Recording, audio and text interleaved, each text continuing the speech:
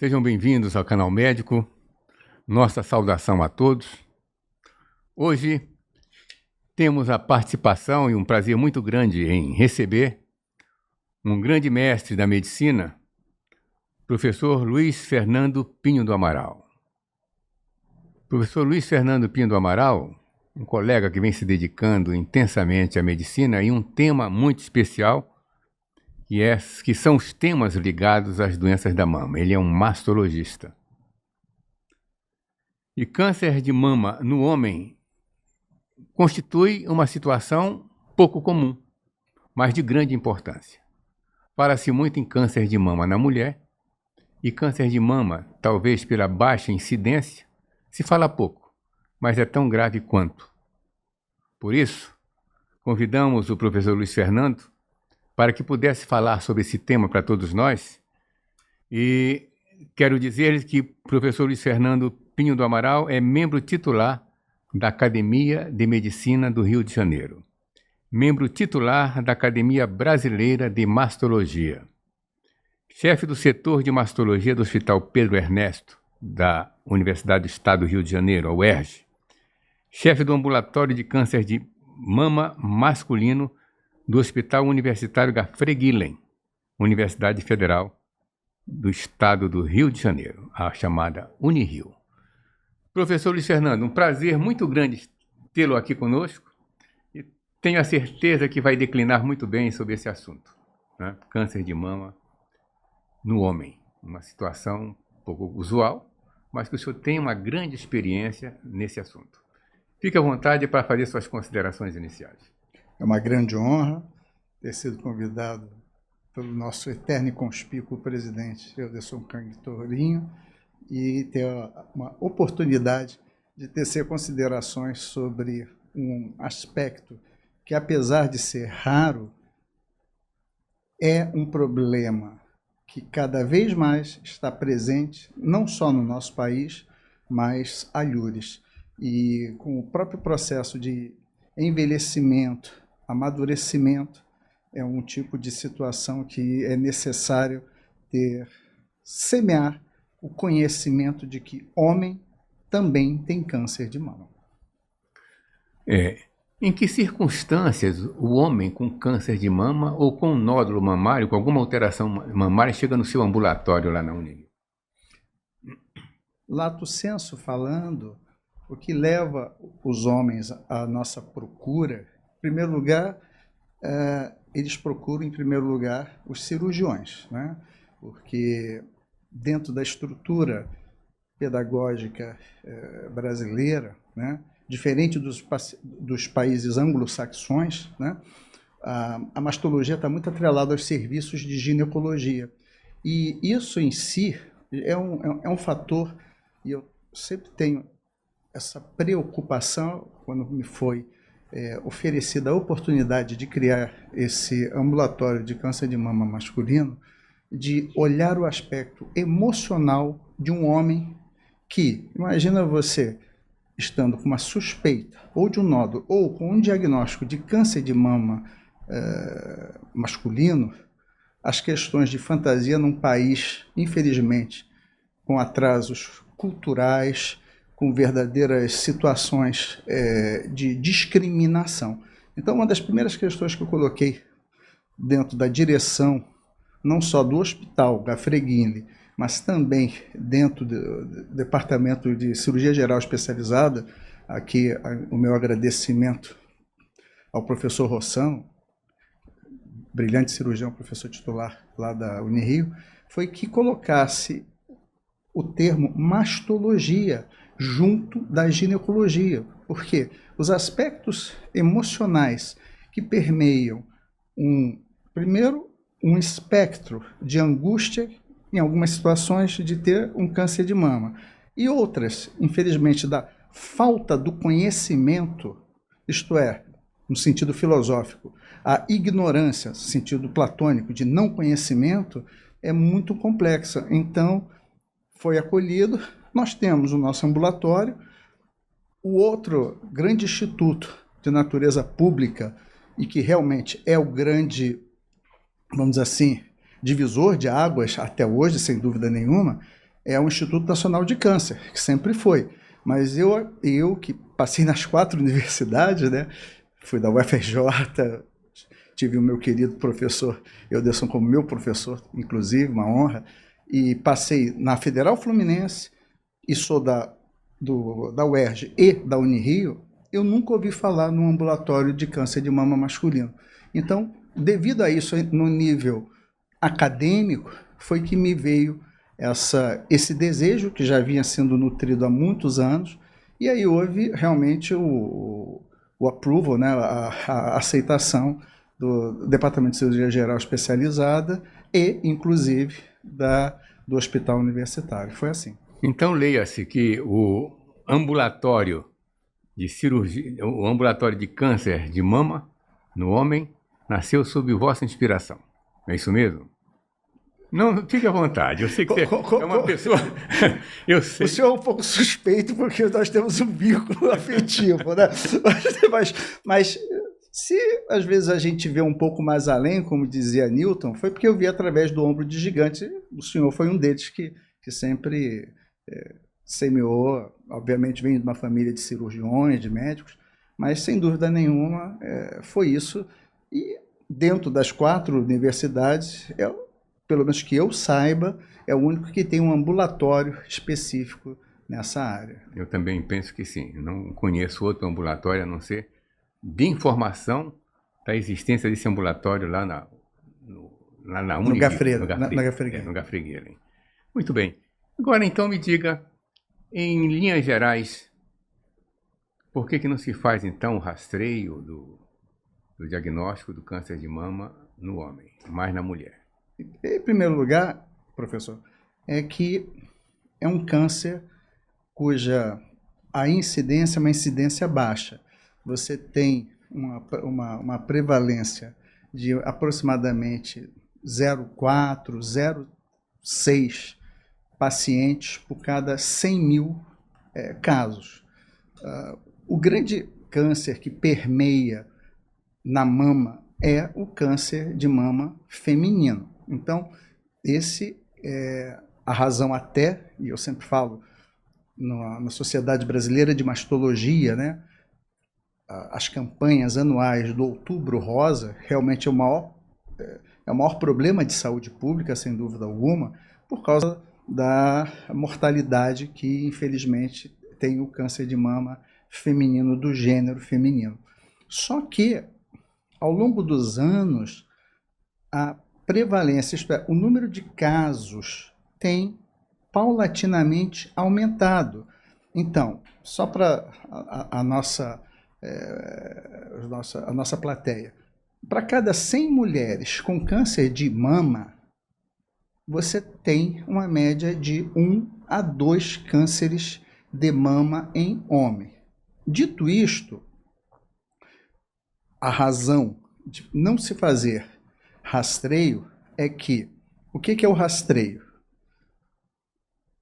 Nós temos 2 tipos de rastreio, populacional e oportunístico. Na maior parte das vezes, no Brasil, nós temos um rastreio que é oportunístico. Chega lá, a senhora já fez, tudo isso, né? E nessa questão do rastreio, para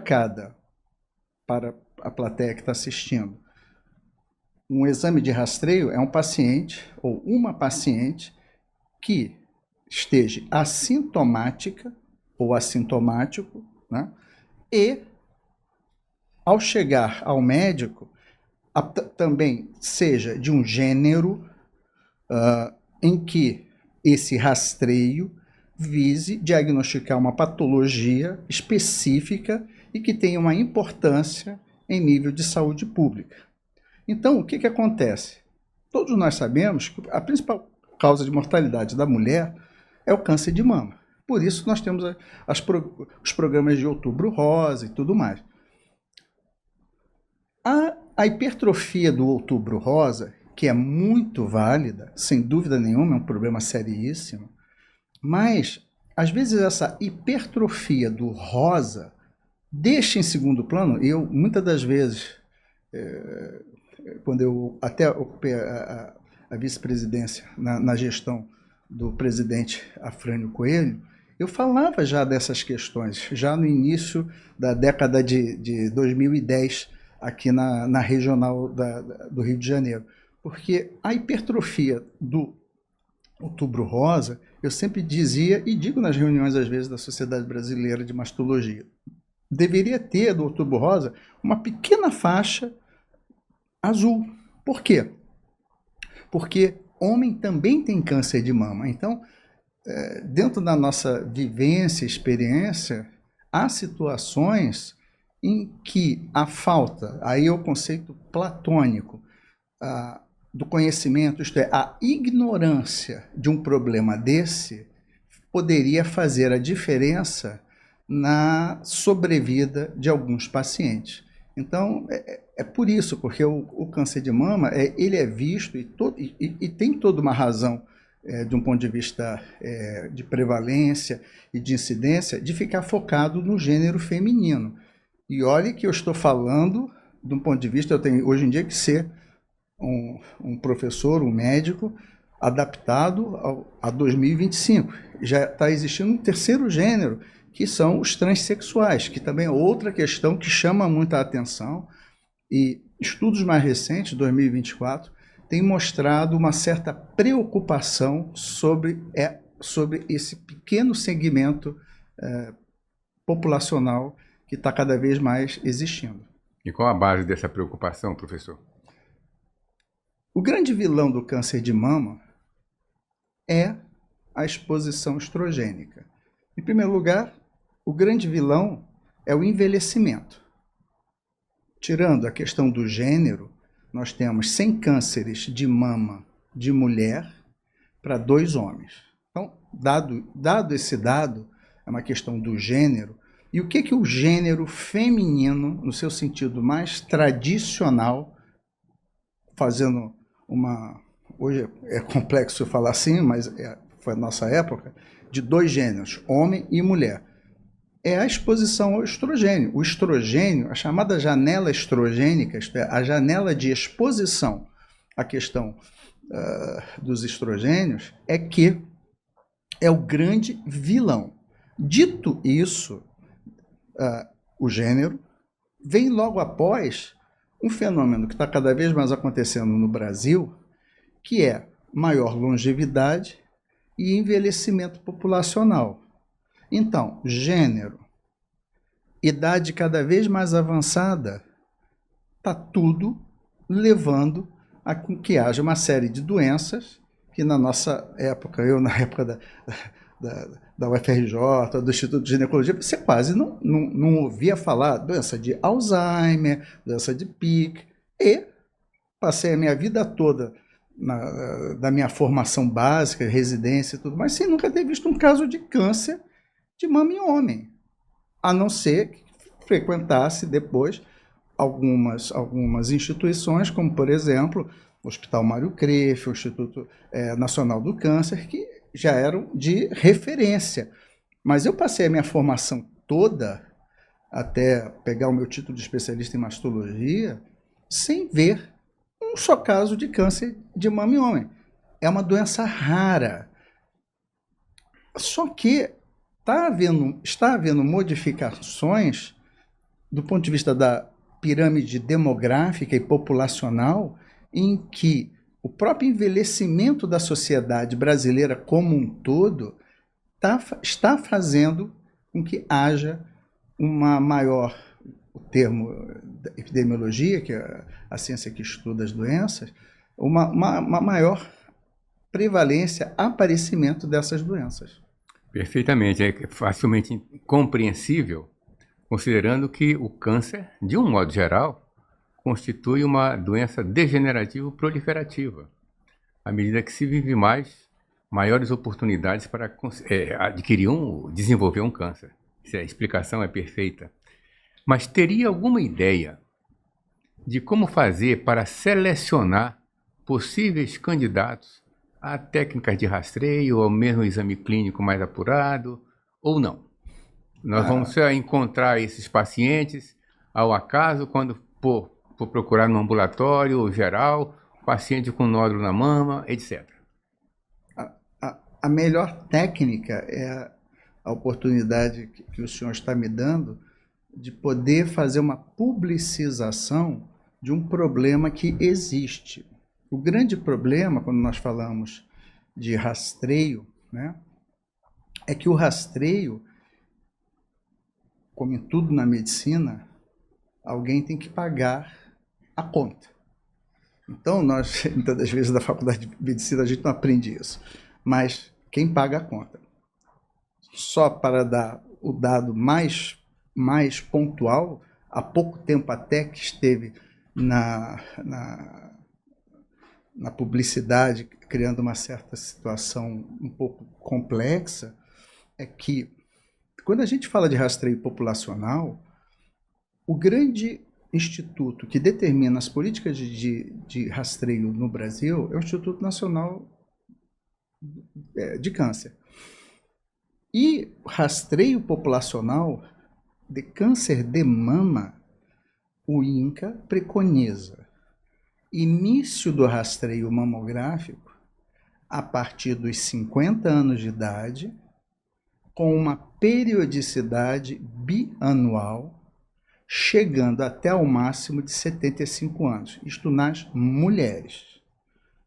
Os especialistas que se dedicam à belíssima especialidade da mastologia têm observado, já há uns tempos atrás, por alterações de padrões reprodutivos, provavelmente questões ambientais, como já foi até falado sobre questão sobre álcool e tudo mais, em que a ocorrência de câncer de mama abaixo de 50 anos, da época em que eu me formei, em 1986 para cá, a gente quase não ouvia. Hoje em dia é muito comum a gente ouvir casos, infelizmente, de moças, de mulheres jovens que têm seu diagnóstico abaixo de 50 anos e não poucas vezes abaixo de 40 ou 35 anos de idade. Devido a essas questões do ponto de vista de manifestação epidemiológica, nós da Sociedade Brasileira de Mastologia, quer seja regional, quer seja nacional, nós preconizamos o início do rastreio para toda e qualquer mulher. É muito importante que a nossa audiência entenda que rastreio são pessoas assintomáticas, tá? Não estou falando de casos que têm uma história familiar. Pessoas assintomáticas. Deva começar aos 40 anos e, pelas diretrizes da Sociedade Brasileira de Mastologia, anual, até 75 anos de idade. A questão que se coloca é que nós estamos falando sobre rastreio populacional. O dia a dia dos médicos e médicas do Brasil, principalmente dos ginecologistas, chama-se rastreio oportunista, que é aquele caso em que a paciente chega no seu consultório e ela, a senhora já fez mamografia, nunca fez, blá, blá, blá, e aí pede. Porque uma coisa é o rastreio populacional que vai do Oiapoque ao Chuí, e que, se a gente considerar que algumas estatísticas dizem que somente 70% da população feminina em idade de rastreio, dada pelo INCA, de 50 a 75 anos, somente 70% fizeram, 30% nunca fizeram uma mamografia, nós estamos dentro de uma situação, vamos dizer assim, epidemiológica extremamente complexa no nosso país.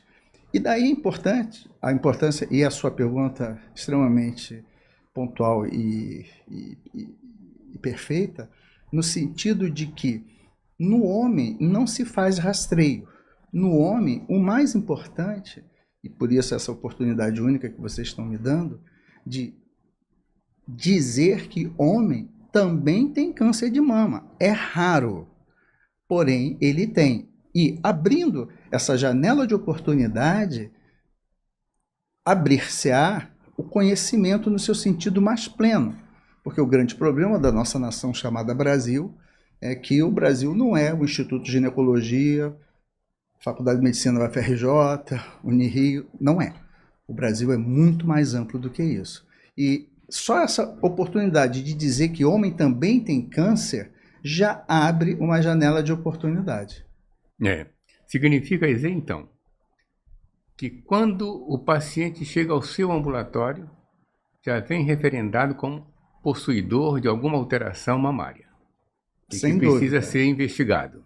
Sem dúvida. Pode ser as causas de aumento da mama ou de percepção de uma estrutura nodular que possa servir, digamos, como base de interpretação para estabelecer o diagnóstico diferencial do ponto de vista clínico. Bem, a sua colocação é perfeita, porque na nossa prática ambulatorial, o que mais chama a atenção e faz a procura desses homens ao ambulatório, quer seja de mastologia, para quem tem acesso a um mastologista ou a um cirurgião, é, de todas as queixas, a que é mais comum e que leva esses homens à nossa procura, a presença de nódulo mamário, que era o que acontecia muito antes, no início do século passado. Nódulo mamário era a principal causa de diagnóstico antes do processo de rastreio mamográfico. Mas nos homens é um nódulo. A boa notícia é que toda vez que o homem tem um nódulo, na maior parte das vezes, leia-se 80%, eles são benignos, eles são ou uma proliferação do tecido mamário, chamado ginecomastia, ou a chamada pseudoginecomastia, que é quando há uma preponderância do tecido gorduroso. Então, a boa notícia é que, na maior parte das vezes, os nódulos de ocorrência em homem, eles são benignos. Dito isso, é muito importante que, em chegando um paciente, homem, com essa queixa, outras queixas também são comuns, do tipo ou retração da papila. Você examinando esse paciente, você vê alteração, o termo médico, na ectoscopia, na inspeção estática ou dinâmica. Você, tanto na estática quanto na dinâmica, quando movimenta os membros, você percebe que são sinais que chamam a atenção do examinador para qualquer problema mamário, que seja tanto uma retração papilar ou um abaulamento do tórax do homem. Então, dito isso, fora isso, você pode também ter alterações na pele.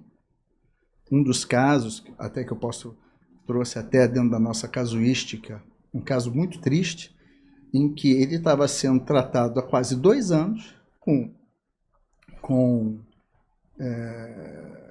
medicamentos como se fosse uma mastite, uma ferida, e era um câncer localmente avançado. Foi um caso que nós apresentamos pela Unirio, no Congresso Brasileiro de Mastologia, que eu posso depois mostrar para a nossa audiência.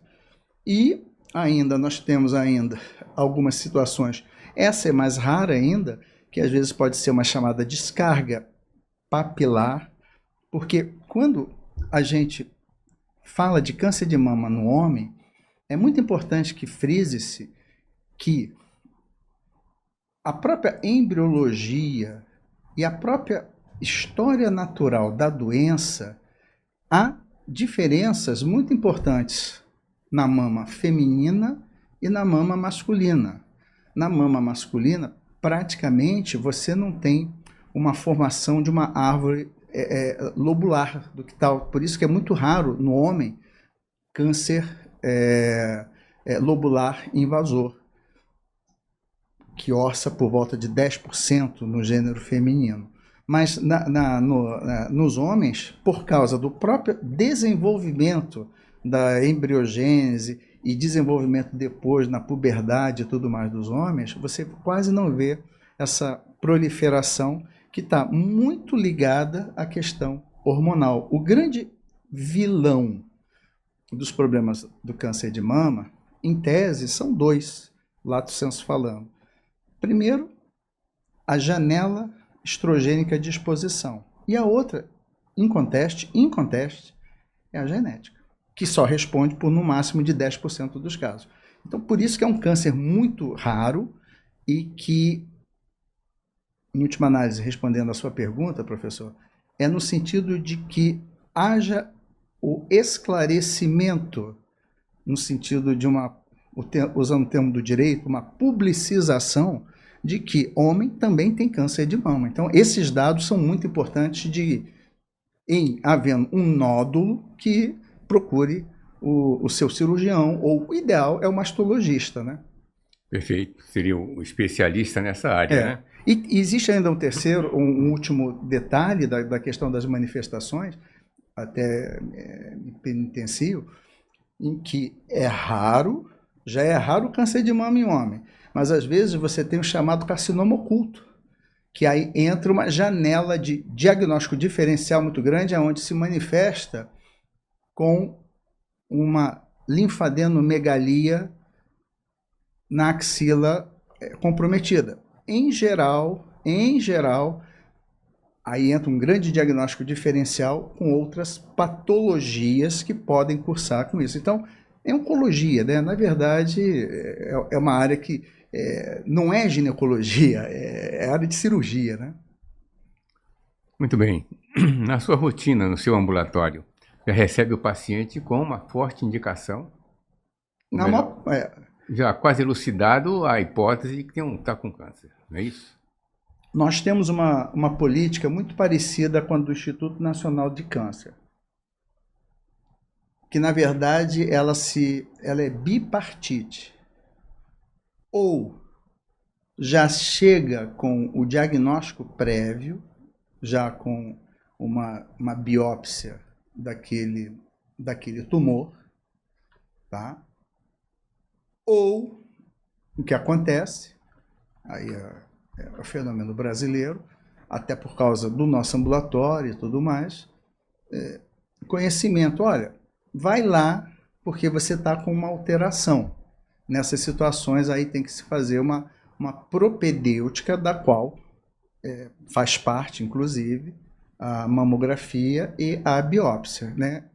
Quando o paciente chega já com a biópsia, dependendo da situação, o ideal sempre já é, se ele já chega, e isso é muito importante para a nossa audiência sempre saber, de que o correto sempre é antes, e ainda mais porque cada vez mais, do ponto de vista epidemiológico, o câncer de mama masculino, ele, em geral, tem as suas idades de aparecimento, em média, 10 anos depois das mulheres. Se nas mulheres você percebe, por isso os programas de rastreio, por volta de 55, 60 anos, nos homens é a partir de 65 anos e 75, por aí. É a história natural do câncer de mama no homem. Geralmente ele tem um aparecimento, 2/3 dos cânceres são em idades, no caso da mulher, na pós-menopausa, e no caso do homem, em idades mais avançadas, em média 10 anos depois que a média das mulheres quando apresentam câncer de mama. E aí, como sempre, é aquela questão da janela estrogênica, porque o que muito nos preocupa, tirando a questão da idade, que não tem como voltar, mas situações que aumentem um milieu endógeno de estrogênio, aí leia-se, por exemplo, as causas mais comuns que nós pegamos: obesidade. A gente sabe que a obesidade, é claro que para a audiência o câncer é sobre mama, de mama em homem, mas na mulher, na pós-menopausa, a obesidade é um extremo fator de risco. Na pré-menopausa não é, mas na pós-menopausa para a mulher é. E para o homem também, porque o homem que está acima do peso ou obeso, ele tem um milieu estrogênico maior do que um homem que é magro. Então, começa por isso. Outra questão cada vez mais comum nos homens como fator de risco são problemas relacionados ao sistema urogenital, da próstata, na qual o princípio do tratamento desde o dia a dia de todo urologista, que é o câncer da próstata, mas também outras situações de benignidade, hiperplasias, tudo isso, a principal via é a utilização de antiandrogênicos. Antiandrogênicos, o que causa? Hipertrofia. Você suprime a testosterona, né, basicamente, e aí tem uma hipertrofia de hormônios femininos. Então, não poucas vezes chega nos nossos ambulatórios, mas aí não é por causa de câncer de mama, por causa de ginecomastia, por causa de um efeito colateral do tratamento de algumas patologias de cunho urológico. Então, obesidade, que é essa questão urológica. Outra questão que é muito preocupante, que é doenças hepáticas, chegando até casos in extremis de cirroses. Por isso, o alcoolismo é um tremendo fator de risco. Por quê? Porque se você tem um fígado que está num caminhar de uma insuficiência hepática, você começa a ter produção endógena. Volto para o mesmo aspecto, o grande vilão, que é o estrogênio. Então, esses pacientes também apresentam um milieu endócrino mais exuberante e que leva a uma proliferação do tecido mamário masculino. Enfatizo para a audiência que 80% das vezes o nódulo em homem é benigno, mas é importante que haja essa digressão sobre essa situação clínica que chega a nós. E, em uma última situação, que às vezes são alterações da pele, como eu vou mostrar aqui no diapositivo, tendo a oportunidade de agradecer ao professor Elderson Kang e a todo o grupo do Canal Médico, falar sobre um tema extremamente importante, apesar de raro, mas que existe e que tem a necessidade, principalmente, de esclarecimento e de semear uma situação que é rara, mas cada vez mais está permeando o nosso dia a dia como especialista e mastologista que somos. Exatamente sobre a questão do câncer de mama em homens. Quando a gente fala do câncer de mama em homens, dentro de um breve histórico, a primeira grande série do câncer de mama masculino foi dada por dois pesquisadores do Memorial Hospital de Nova York, que quando em 1955 publicaram uma casuística de 146 casos. É um câncer raro. Quando a gente fala de câncer de mama, é só lembrar para a nossa audiência que nós temos o Outubro Rosa. É rosa porque é o principal câncer que permeia o gênero feminino, porém existe nos homens. Então, nesse aspecto, é muito importante, pelo menos, semear a semente de que o câncer de mama também pode dar nos homens. E o que ele responde por apenas 1% dos casos, mas ele vem paulatinamente aumentando nos últimos anos. Nós temos as casuísticas de 91 a 95, que orçava por 0,4 em cada 100 mil da população, e já em 10 anos depois, observa-se 0,7. São números ainda que são raros, mas têm aumentado. Isso chama, principalmente aqueles que se dedicam a essa área do estudo, é uma doença rara, mas que tem aumentado a sua prevalência. E os principais fatores de risco, que são os mesmos também para o gênero feminino, que é a idade avançada. Quanto mais provecta é uma população, mais haverá cânceres de mama permeando essa população. E um dado que é interessante no homem é que no homem, em geral, quando nós fazemos a comparação da história natural da doença do homem com a das mulheres, em geral, o maior número de casos se dá por volta dos 52 aos 55 anos de idade.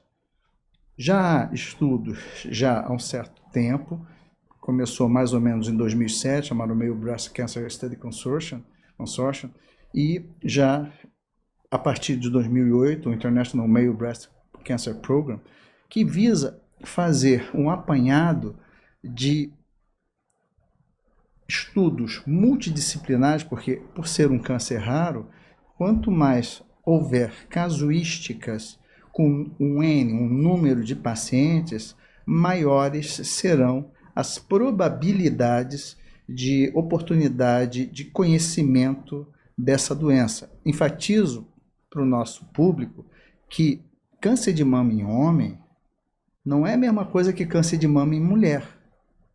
O que nós não temos são estudos balizados que digam, por causa da raridade, como ele se comporta. E, devido a isso, todas as condutas, em média, preconizadas no câncer de mama mamário, câncer de mama masculino, são baseados no estudo do grande problema que é nas mulheres. Então, dito isso, os principais sintomas é retração papilar, o nódulo. O nódulo, então, é o que faz sempre esses pacientes nos procurarem nos ambulatórios. Nós, na Universidade Federal do Estado do Rio de Janeiro, Unirio, Hospital Universitário Gefreguinle, nós temos duas políticas. Uma, na qual nós seguimos a mesma política do Instituto Nacional de Câncer, de só chegar com o diagnóstico já feito, histopatológico, já com diagnóstico. Ou, por causa da demanda que ocorre, por causa do nosso ambulatório, de pacientes que apresentam nódulo e aí chegam para nós sem antes ter, quer seja propedêutica, os exames necessários, bem como os exames invasivos, que são a chamada biópsia do núcleo, ou mais conhecido como core biópsia, geralmente guiado. Nós estamos aqui na minha frente, um dos maiores especialistas, professor Euderson, com ultrassom, principalmente na tireoide, né? Mas os principais sintomas, sinais e sintomas do câncer de mama são, já na sua ectoscopia, isto é, examinando o paciente, quer seja parado ou movimentando os membros, ou é uma retração papilar, um nódulo, às vezes pode ter o abaulamento, porque às vezes o tumor é grande, né? Em algumas situações que são raras, que é saída de secreção da papila. Isso é muito raro, porque no homem, em geral, essas descargas papilares estão muito atreladas a questões ou de carcinoma papilífero ou de papilomas. Papiloma é uma doença benigna. Tive a oportunidade de operar lá no Pedro Ernesto, um carcinoma papilífero. E, basicamente, quando nós falamos de câncer de mama em homem, alguns exames são fundamentais. Na propedêutica, nós temos o professor Euderson, um dos grandes papas na área, né, que é a mamografia, o ultrassom e a propedêutica invasiva dessas situações, no caso do nódulo. Sempre considerar a história familiar, uma história familiar de parente de primeiro grau, dita pelo homem, quer seja no gênero feminino, ou mais ainda, se for masculino, o sinal é vermelho. E outras situações que são síndromes genéticas, respondem mais ou menos 10% das casos, que são história ou de câncer de ovário ou de próstata, que o câncer de próstata, o próprio tratamento dele, que é a utilização de antiandrogênicos, pode levar a uma hipertrofia, geralmente, e enfatizo a audiência de que 80% das vezes o nódulo nos homens é benigno, mas tem sempre que descartar alguma questão que possa ser um câncer de mama. E a questão da idade, que é o grande problema do envelhecimento. Quanto mais uma população é provecta, mais terá esses problemas. Os principais fatores de risco seria a idade, e existem algumas regiões geográficas, por exemplo, a África subsaariana, por exemplo, e é muito interessante de que, por exemplo, alterações hepáticas, do tipo disfunção hepática, bilharziose, esquistossomose, isso é muito comum na África subsaariana, mas que o mais importante para a audiência é entender que o substrato íntimo de todas essas situações que eu estou colocando nesse quadro, nesse diapositivo, elas têm como caminho final uma situação de um milieu, de um meio estrogênico aumentado endógeno.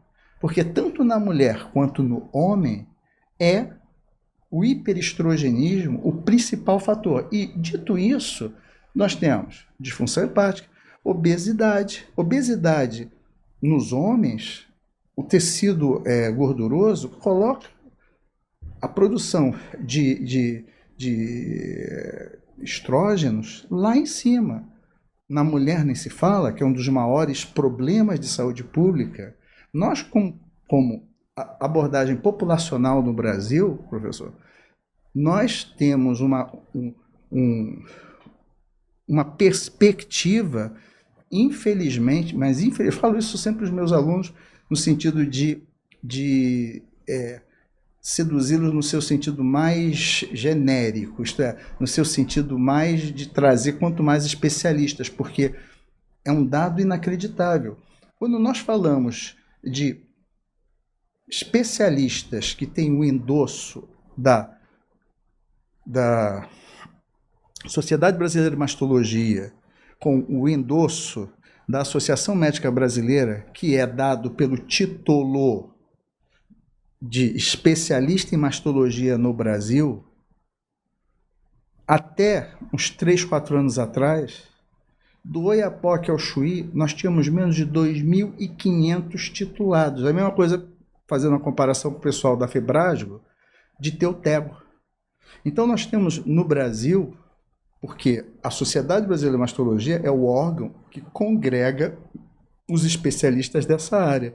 Então, é um problema seríssimo do ponto de vista de não formação e, claro, se a gente não tem que possa ir do Oiapoque ao Chuí, vai ser o cirurgião geral, vai ser às vezes vai ser o ginecologista. Isso não invalida. O que é o mais importante é que a pessoa estude e tenha sempre essas, vamos dizer assim, essas noções para poder dar vazão a usando um termo da economia, o meu filho é economista, é a lei da oferta e da procura, porque cada vez mais nós teremos câncer de mama, nem se fala feminino, mas também, apesar da raridade, o câncer de mama masculino. Há outras questões muito importantes, que uma delas é o chamado síndrome de Klinefelter, que é o XXY, que há uma maior prevalência nessas situações. Uma questão cada vez mais frequente e que também está mudando hoje em dia, já está até... o nosso último diapositivo é exatamente sobre um desses estudos que saiu recentemente, agora em 2024, que é a questão dos transexuais. Por quê? Os transexuais, qual é o grande vilão? É o uso do estrogênio. Então, tendo isso em mente, cada vez mais a gente irá verificar essas situações que são predisponentes por causa de um milieu endógeno de estrogênio elevado.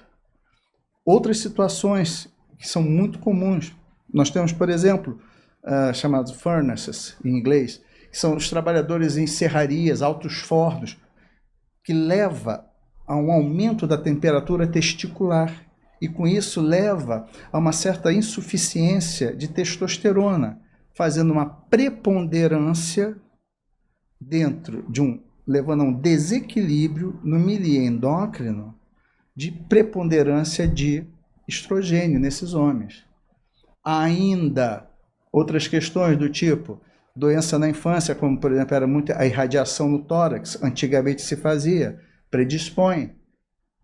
Orquite, cachumba, epididimite, testículo sem descida escrotal. Todas essas são situações cujo substrato final leva a uma diminuição da função testicular no sentido da testosterona. E uma questão que é sempre colocada se a ginecomastia é um fator de risco para o câncer de mama masculino. A ginecomastia, ela tem um risco relativo um pouquinho aumentado. Ela apenas chama a atenção no sentido daquele que está frente a esse caso, primeiro, qual a forma de manifestação da ginecomastia, tem várias formas, mas às vezes pode até ser necessário uma biópsia daquele nódulo porventura existente. Chama a atenção de que praticamente, eu pelo menos, eu que me dedico muito a essa área, eu nunca peguei um câncer de mama masculino bilateral. Então, em geral, nos casos até que eu vou mostrar para a audiência, geralmente você só vê um nódulo único. Só isso aí já chama a sua atenção. Mas, la médecine c'est comme l'amour, on y s'arrige jamais toujours. Então, são situações que a gente tem sempre que estar. Quando a gente fala do câncer de mama em homem, a primeira questão, e nós temos isso lá no Gafreguini, é o aconselhamento genético. Por quê? A maior parte dos cânceres masculinos, eles estão atrelados ao BRCA2, ao BRCA2. Pode estar ao BRCA1? Pode, mas tá. Então, você ter uma história de câncer de mama masculino, o chamado cluster case, o primeiro caso, é fundamental que seja feito um perfil genético. Nós, lá na Unirio, nós temos um ambulatório de oncogenética. Tem as suas limitações, mas tem funcionado. Então, isso é muito importante. E quando nós falamos do câncer de mama masculino, dos tipos histológicos, o mais comum de todos, quase 90% dos casos, 95%, é o carcinoma ductal invasor. Tive a oportunidade, inclusive, de ter um caso muito raro de carcinoma lobular invasivo. Porque, até para a audiência entender, a embriologia da mulher mamária é totalmente diferente da embriologia do homem. E no homem quase não há um desenvolvimento da árvore ductulobular como é da mulher. Por isso que você quase não vê casos de carcinoma invasor lobular em homem.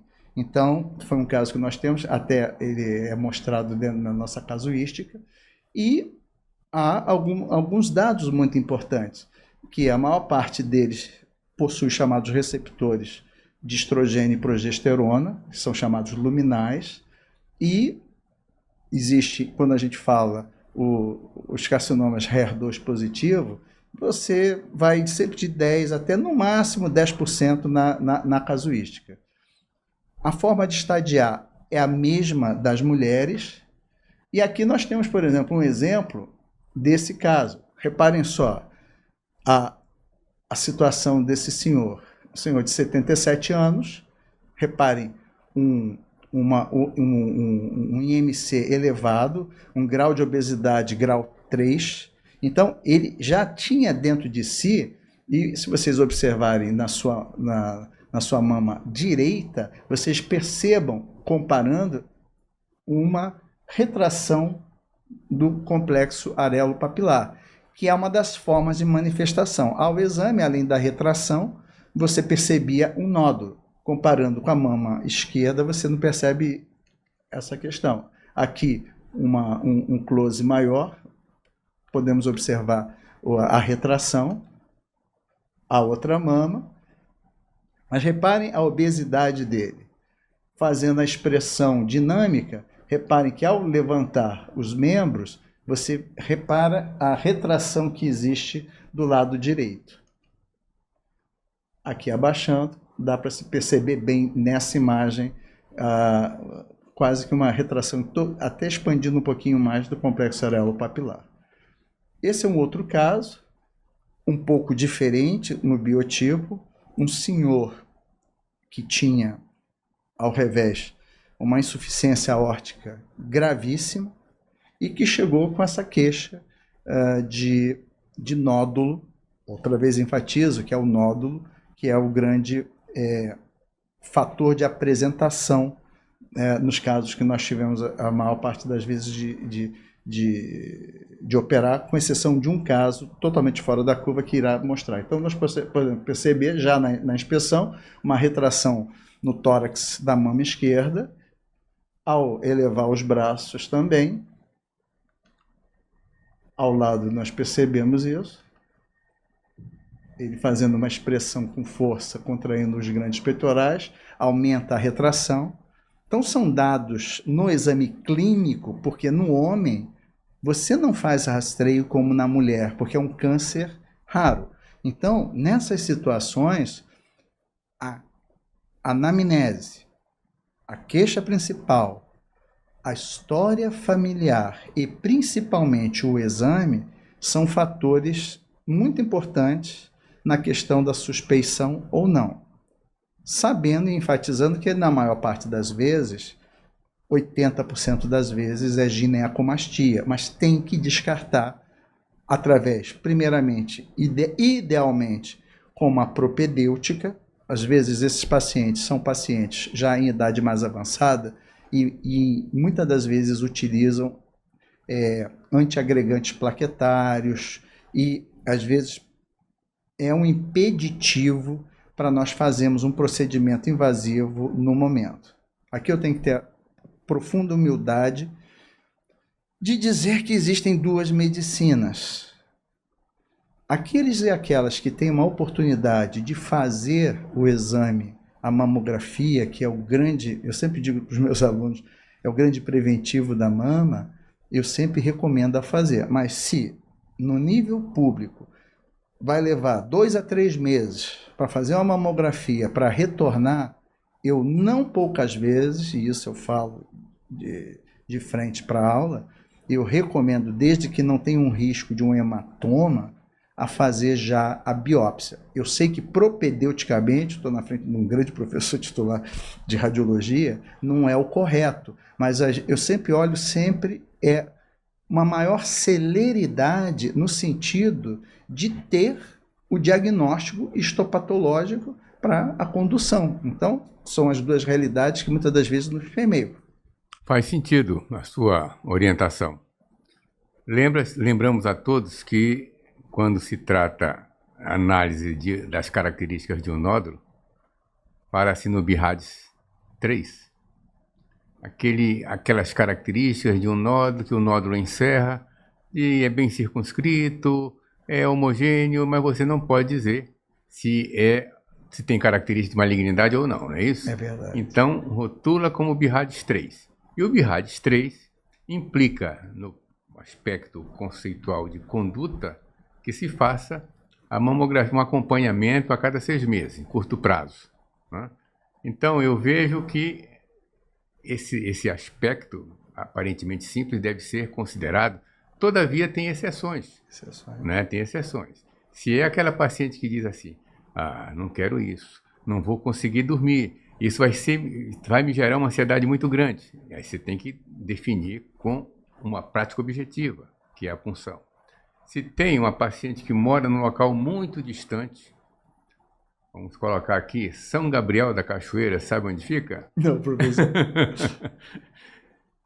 No Rio Solimões, lá quase fronteira. Quase fronteira lá com a Colômbia. Não tem condições, não tem como acompanhar. Então é uma outra exceção que se faz dessa regra. Tem outras exceções, mas só citar essas duas para dizer que você tem que se adaptar à condição da paciente. Não, agradeço muito o seu endosso, porque são aquelas questões. Eu estou um grande acadêmico na minha frente, eu também tenho um lado acadêmico. Só que uma coisa é o academicismo, outra coisa é uma realidade que nos permeia, e nós temos que ter sempre essa humildade, como eu sempre falo para os meus alunos, se colocar sempre no lugar daquele ou daquela que está na nossa frente, não é verdade? Dentro de valores ético-profissionais. Então, esse caso é um caso desse senhor, podemos observar o abaulamento, e esse caso e por isso eu agradeço genufletido ao professor Euderson essa oportunidade de falar sobre câncer de mama em homem, porque esse senhor estava sendo tratado como se fosse uma lesão inflamatória há quase 2 anos, 1 ano e 8 meses. E se nós observarmos já nessa imagem inicial, são questões, e por isso a importância dessa oportunidade de falar de câncer de mama em homem, são chamados grave signs do Huygens, do Cushman Davis Huygens, que foi um dos precursores nos Estados Unidos, né? E o Uriburu na Argentina, mas o Huygens, né? na New York Hospital, ele dizia que são grave signs, os sinais graves do Huygens, e é uma automastectomia por causa de um câncer de mama avançado.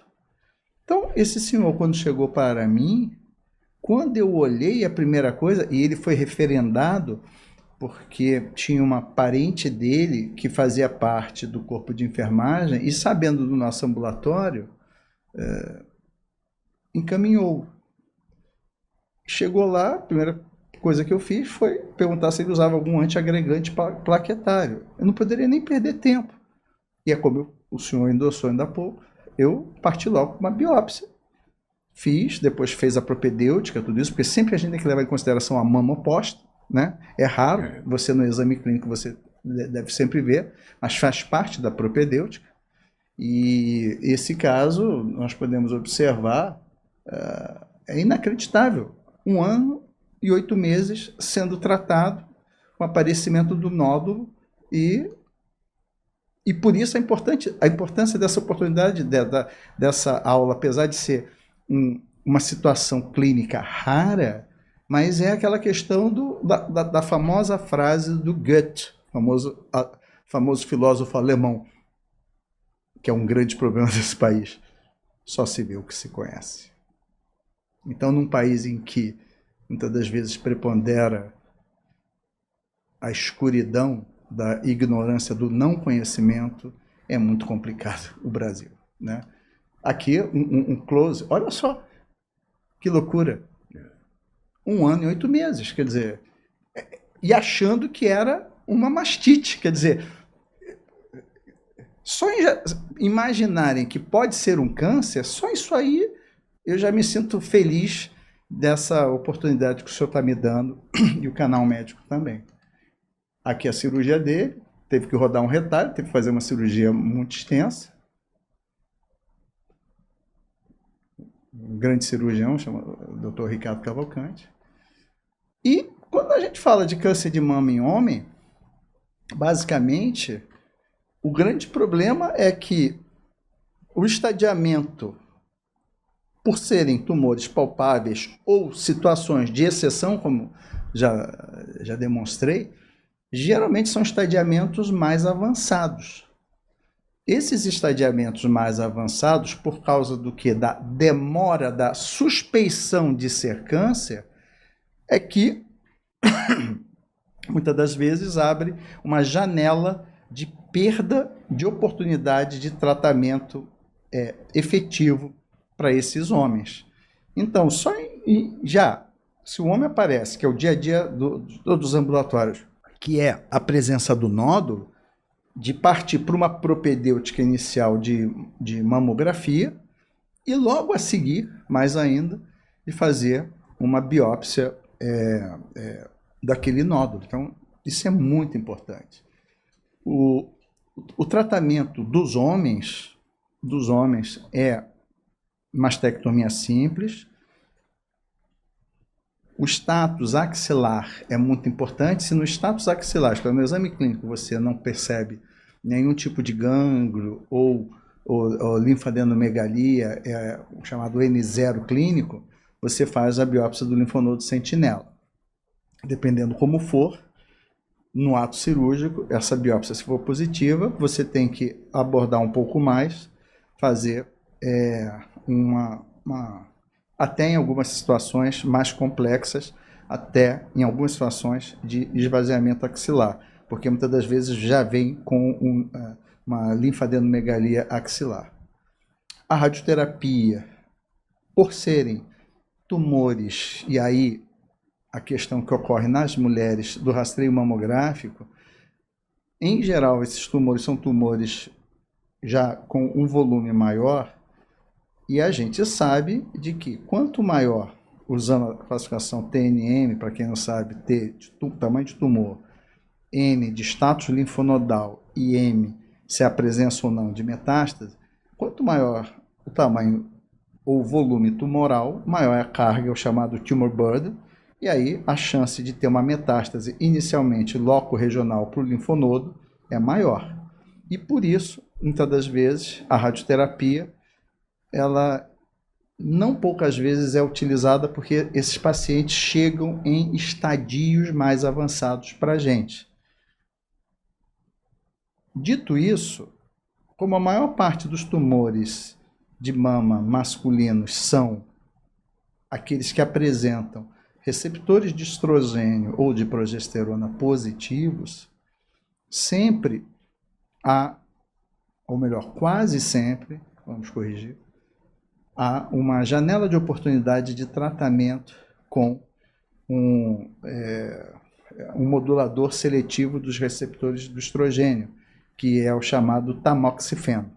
Então, existe sempre uma janela de oportunidade quando você tem a comprovação na chamada imunohistoquímica, que sempre avalia 4 fatores, que é o receptor de estrogênio, receptor de progesterona, a presença ou ausência de uma oncoproteína do grupo dos Epidermal Growth Factor Receptors, que é o chamado HER2, e uma Epithelial Receptor 2, e por último, um índice de proliferação mitótica, que é o KI67, tem KI por causa, foi descoberto e desenvolvido na Universidade de Kiel, na Alemanha.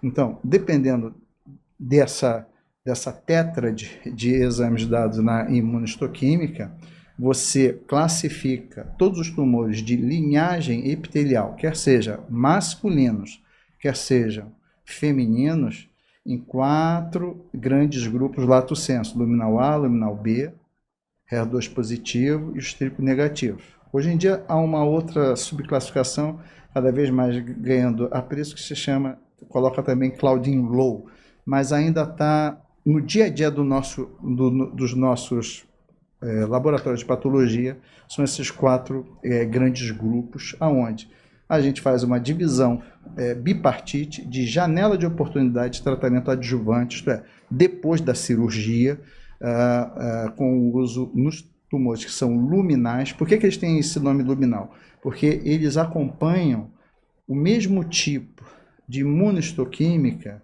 do lúmen dos dúctulos da glândula mamária, que você tem a presença desses receptores. Como são tumores, muitas das vezes, que vêm em estadios avançados, não poucas vezes, além da janela de oportunidade do tratamento, como a gente fala, hormonoterápico, muitas das vezes é agregado, e principalmente, primeiro o tamanho tumoral, mas principalmente o status linfonodal. Se o status linfonodal vem metástase nos linfonodos, quer seja ou obtido pela biópsia do linfonodo sentinela, ou em algumas situações em que você tem que fazer ainda, coisa que, meu Deus, mas ainda se faz, tem situações porque você pega esses casos, muitas das vezes avançados. Então, por exemplo, aquele caso localmente avançado, tinha que fazer retirada, teve que rodar um retalho, tóraco, epigástrico e dissecção maxilar. Teve que fazer, por quê? É um câncer localmente avançado. E aí, a utilização de terapia-alvo, quando é a questão da oncoproteína HER2, que hoje em dia se usa o trastuzumab com o pertuzumab. Uma notícia alvissareira é que no SUS, no Ministério Público, a gente já está tendo essa oportunidade de ter o pertuzumab também agregado ao tratamento. Até hoje, todos os tumores que eu operei, é uma casuística que é pequena, não é uma casuística como a do Memorial, obviamente, porque é muito referendada, mas até hoje eu nunca peguei nenhum tumor HER2. E o prognóstico está muito atrelado à questão do estadiamento e, por isso, a importância dessa oportunidade dessa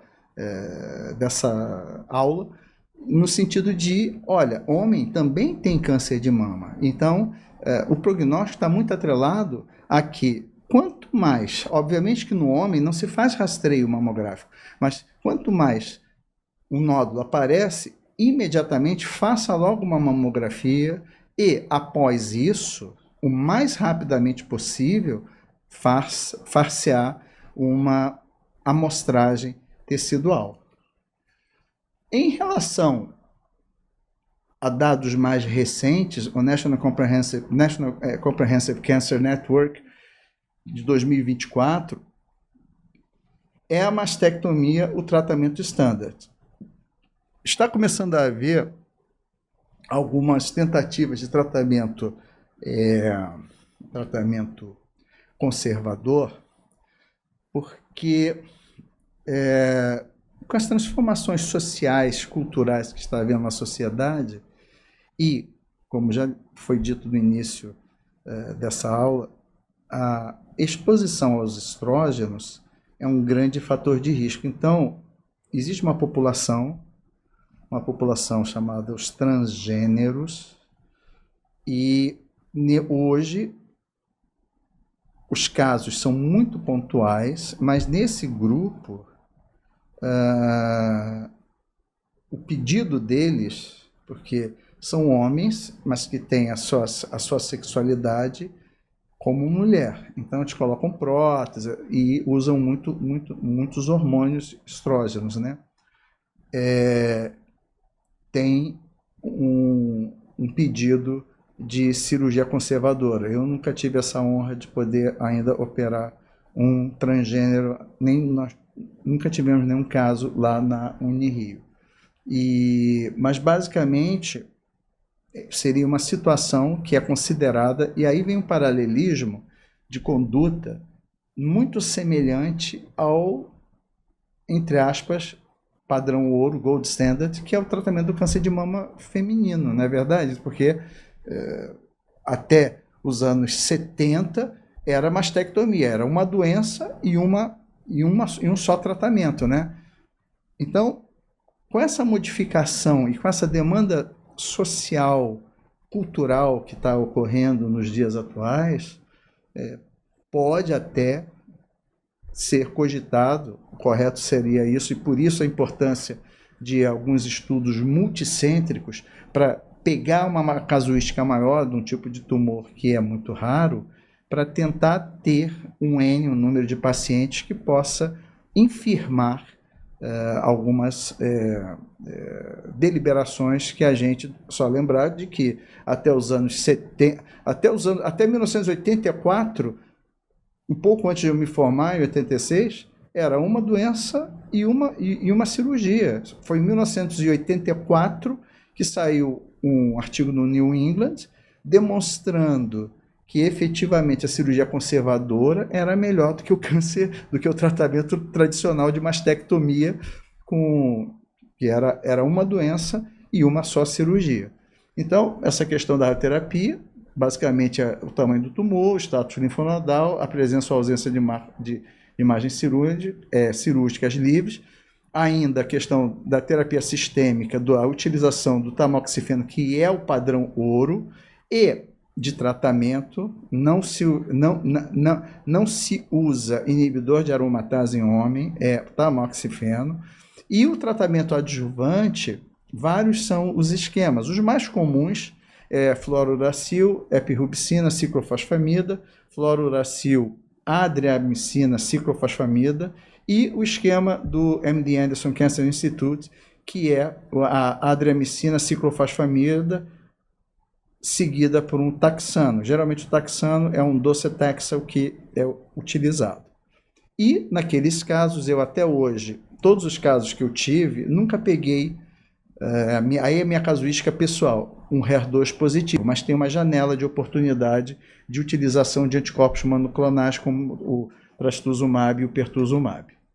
Ainda super recentes, eu coloco esses 3 estudos recentes, está aí para quem quiser ver, desculpa que saiu o ar minúsculo, mas saiu o Male Breast Cancer and Updated Review of Patient Characteristics, que é um artigo super recente e que vale a pena para quem se interessou sobre esse tema. Ainda na Nature, uma das revistas de maior impacto dentro da comunidade científica, agora também de outubro de 2024, uma questão que chama muita atenção desses pacientes são as comorbidades. Então, ele chama a atenção de que, tirando não apenas o problema do câncer de mama em si, que já é um problema, apesar de raro, mas que tem ganho, um aumento de uma prevalência que é importantíssima, essa oportunidade que nós estamos tendo de jogar essa informação. O que eles também chamam a atenção é de que, nesse grupo de pacientes, a presença de comorbidades é muito grande, não preciso nem falar. Obesidade, muitas das vezes questões hepáticas, hipertensão, chamar a atenção às vezes para algumas situações que possam ser de cunho urológico. Então eles estão chamando também a atenção. É claro que se nós formos fazer um sopesamento de, vamos dizer assim, de risco, o câncer em si já assusta, obviamente, isso é óbvio. Mas não poucas vezes ele é acompanhado por comorbidades, e esse artigo que saiu na Nature, que é uma das revistas de maior impacto, chama a atenção daquele ou daquela que tem essa honra de poder acolher esses pacientes, de ficar ligado que isso também tem sido verificado nos pacientes homens que têm câncer de mama, comorbidades. É claro que, como tem uma resolutividade sempre cirúrgica, estará sempre sendo vista pela clínica médica, um risco cirúrgico, tudo isso, mas chama a atenção algo, com exceção de um dos casos, se nós pudermos chamar a atenção para os casos que eu demonstrei, todos com uma obesidade importante. Então, isso é muito presente. E até um seminar da Oncology Nursing, que foi de junho, que chamou essa atenção, que é muito, muito interessante e que eu tenho que ter a humildade de dizer que eu não tenho essa experiência ainda. Já propus lá na Unirio, juntamente até com o professor Ricardo Cavalcante, que foi quem fez aquela cirurgia linda, daquele câncer localmente avançado naquele homem, de fazer um estudo com população transgênero, porque tem chamado a atenção. A questão, em última análise, é que são casos muito raros, eu nunca peguei, mas os estudos têm evoluído e têm demonstrado de que essa terapêutica hormonal que eles fazem, nós já somos, né, professor, da época do Women's Health Initiative. Eu peguei aquela época em que uma menina com 35 anos de idade já começava a fazer terapêutica hormonal, e aí depois verificou-se que não era bem assim. Então, a própria vivência vai dando a gente um pouco mais de prudência e os calos da vida, né? E basicamente seria isso. Estou à disposição do senhor de perguntas. E toda vez que um homem tem o câncer de mama, é de fundamental importância, como se fala, é o cluster case, de fazer a oncogenética naquele caso, para verificar se a presença ou não dos principais genes envolvidos, que é o BRCA1, BRCA2, que é o principal deles, e você ainda tem outros chamados genes de alto risco, que é o phosphatase analog, o PTEN, e o chamado CHEK2. E tem, por último, Partner and Localized Breast Cancer, o PALB2. São genes de alto risco que necessitam um estudo oncogenético. Professor, E o seu ambulatório já está fazendo esse tipo de procedimento? Desses exames na verdade, não é o meu ambulatório. Na verdade, né, professor, há sempre a questão de... quem se dedica à questão do câncer, a gente sabe que é o paciente no centro e um grande círculo em volta, aonde o cirurgião, o psicólogo, o oncogeneticista, o assistente social, o radiologista, o patologista, nós somos uma grande círculo de união com foco nesse paciente. Então, nós, lá na Unirio, nós temos um ambulatório de oncogenética e a gente, sempre que tem esses casos, a gente recomenda o estudo, pelo menos na nossa prática, é o BRCA1, BRCA2 que podemos oferecer, porque a maior parte dos cânceres de mama masculinos estão atrelados ao BRCA2. E, dito isto, mesmo que, e esse é um dado muito importante para a audiência, isso se aplica tanto para os homens, que é raro, mas também para as mulheres. Mesmo que a pesquisa oncogenética tenha sido negativa, a história familiar é importante. Não quero com isso me travestir de um cirurgião fantasiado de morte, mas é que a gente tem que ter sempre essa humildade, porque às vezes a gente vive numa época, não é, professor, de que ou é ou não é, e nem sempre é assim, a medicina não é assim. Então a gente tem que ter sabedoria e principalmente a humildade de saber que mesmo que a genética seja negativa, houve um caso de câncer de mama masculino. Quem sabe, daqui a algum tempo, não vai ter algum outro gene que esteja atrelado a essa doença rara, que cada vez mais é frequente. Perfeito, vossas ponderações. Quero dizer da excelência a sua apresentação.